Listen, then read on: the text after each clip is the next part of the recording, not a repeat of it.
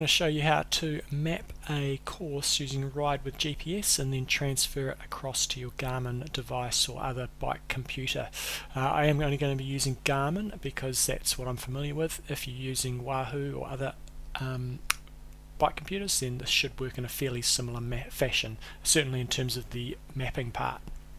So go to ridewithgps.com, then up the top here, click on Route Planner.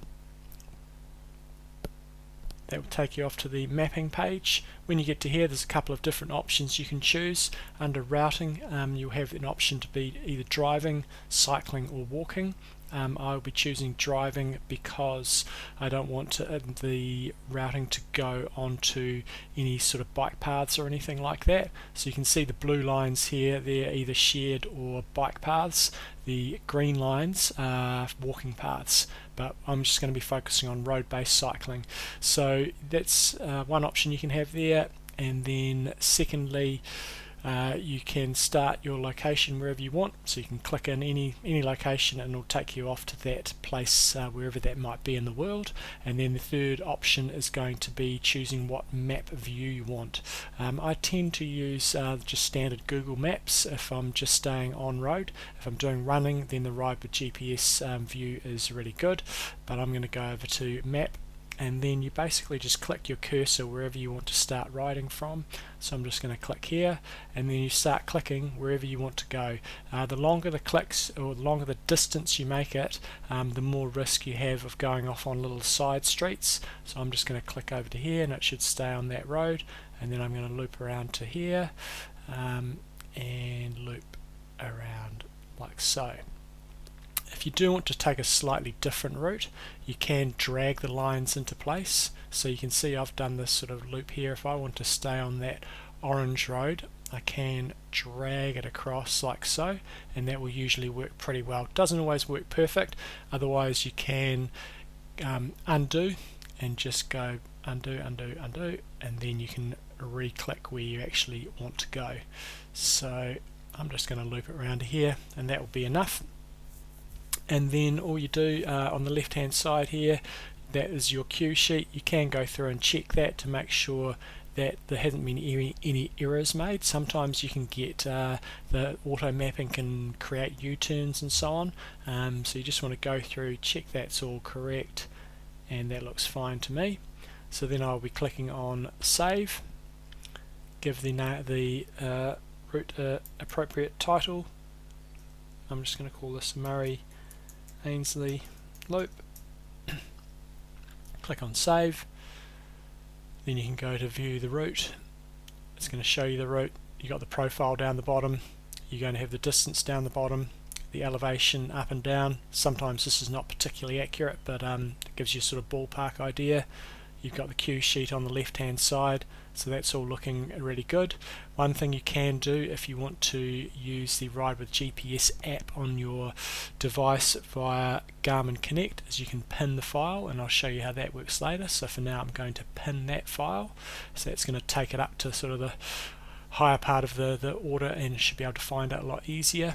And then we want to export the TCX file, and that's going to download onto your computer. So I'll just click on that. Notify before turn, you want to make sure that that's clicked. Don't need to reduce to 500 points. Turn notification distance 75 meters, so that's how far before each particular turn you're going to get a warning that you need to turn. That should be fine. And then download TCX file. That's going to then bounce up and go into my downloads, and then we move off to trying to get that file from your downloads onto your device. Righty-ho, so now I've got the RideWithGPS window behind, and in front is just the files that have been downloaded onto my computer.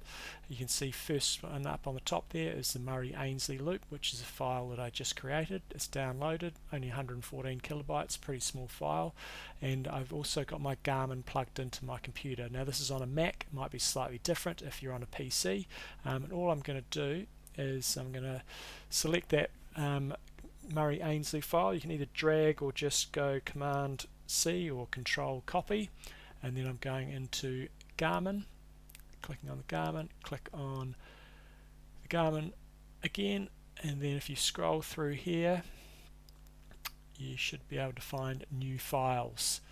If you click on new files or double click, take you into that folder, and then I'm going to paste that file in. Again, you could drag it in, but I'm just going to go Control V. That's now pasted that file in onto my Garmin. All I will then need to do is eject the Garmin, and when I start it up next time, I'll be able to navigate through and find that file. There is another method that I will show you in the next little clip, and that is to use the Ride with GPS if you're on a Garmin. By pinning the device. So what you can do is, you see in this top left corner there is a button called pin. If you click on the pin button, that's going to pin that, and then when you go, if you download the Ride with GPS application onto your Garmin, and I think there's something similar on Wahoo, then you can download it through that interface rather than copy and pasting the file. Personally, I rather copy and paste the file, and then it's all done and dusted, and you don't have to worry about making sure you've got reasonable Wi-Fi or any sort of connectivity. So this is the way that I do it, but you can do it by pinning the file and using the Ride with GPS application on your device. So next thing, we'll go over and actually look at our device and take it from there. The Garmin's set up correctly so that when you're navigating, you're not going to get taken off course. So if you click on the bottom there, and then you go into activity profiles, and whatever one you're going to be using over there, I just have mine labeled road. And then if we scroll down,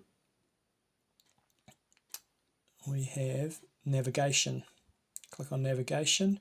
You could have the sharp bends warning turned on, but the main thing we want to have is go under routing, and then make sure that lock on road is on.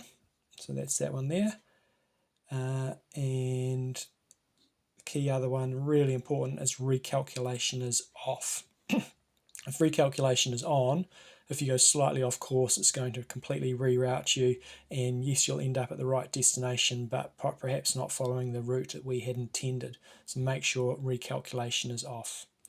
Now, to actually find the particular file that we wanted to, we just go back to the beginning, and we go navigation, courses, saved courses, and then you'll be able to find the particular one we had before, which was called Murray Ainslie.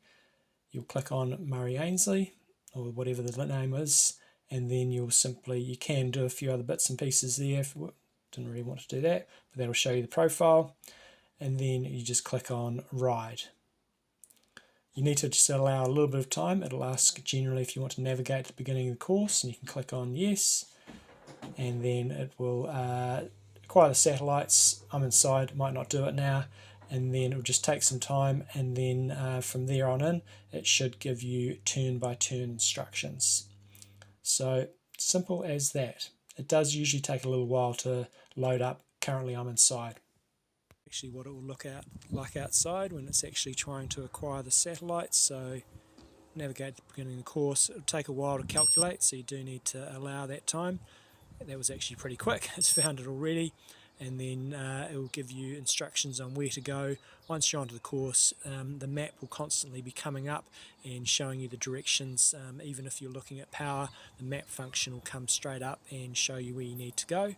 If for some reason you want to get out of the course and maybe restart it or just completely eject it, you can see that red cross in the bottom corner down there. You can click on that, and then it will stop the current course, and then it'll take you back to your sort of home screen. The other way of getting the file onto your device is by using the IQ function down the bottom here. You need to have downloaded the Ride with GPS app using Garmin Connect, and if you click on the IQ, it'll show you the apps I've got on my device. If I go Ride with GPS, waiting for phone connection, and then you'll see here you've got recent routes, pinned routes, help, blah blah blah.